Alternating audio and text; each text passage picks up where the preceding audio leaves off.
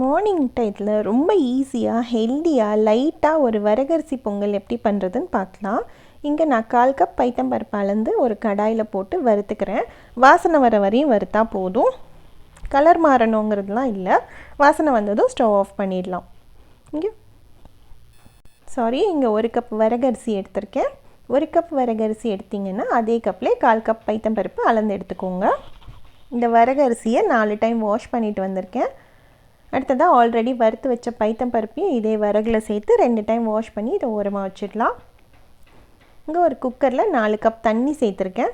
1 cup வரகுக்கு 4 cup தண்ணி சரியாக இருக்கும். தண்ணி கொதி வந்ததும் நம்ம வச்சுருந்த வரகையும் பைத்தம்பருப்பையும் தண்ணி வடிச்சிட்டு அதில் சேர்த்துடலாம். இதுக்கு தேவையான உப்பு சேர்த்துக்கிறேன். மிளகு பொடி, ஜீரக பொடி நான் இங்கே பொடியாக சேர்த்துக்கிறேன். நீங்கள் வேண்டான்னா அப்படியே முழுசாக மிளகு ஜீரகமாகவும் சேர்த்துக்கலாம். இது சேர்த்து நல்லா மிக்ஸ் பண்ணி கொடுத்துருங்க. 1/4 ஸ்பூன் நெய் சேர்த்துக்கிறேன். இது நல்ல வாசனையாக இருக்கும் பொங்கலுக்கு, அதுக்காக ஒரு 1/4 ஸ்பூன் மட்டும் நெய் சேர்த்துருக்கேன். வெயிட் போட்டு ஒரு 3 விசில் வர வரையும் குக் பண்ணிடலாம். அதுக்குள்ளே சட்னி ரெடி பண்ணிடலாம். தேங்காய் சட்னிக்கு தேங்காய் சின்ன சின்ன பீஸாக கட் பண்ணி எடுத்திருக்கேன். காரத்துக்கு தகுந்த மிளகா, ஒரு 2 ஸ்பூன் மட்டும் பொட்டுக்கடலை சேர்த்துக்கோங்க. ரொம்ப பொட்டுக்கடலை சேர்த்தா டேஸ்ட் நல்லா இருக்காது.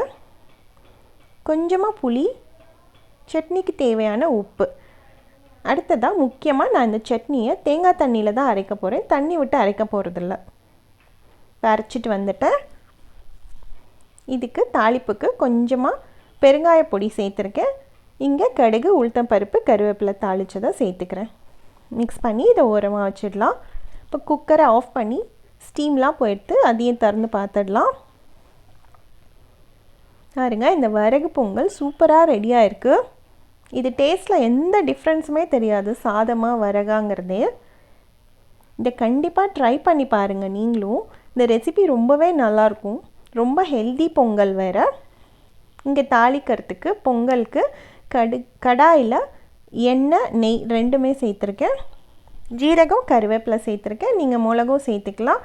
அடுத்தது துருவின இஞ்சி, முந்திரி பருப்பு சேர்த்து நல்லா மிக்ஸ் பண்ணிக்கோங்க. இது கலர் மாறினதும் அடுப்பு ஆஃப் பண்ணிவிட்டு பொங்கலை கடாயில் சேர்த்து ஒரு மிக்ஸ் பண்ணிக்கோங்க.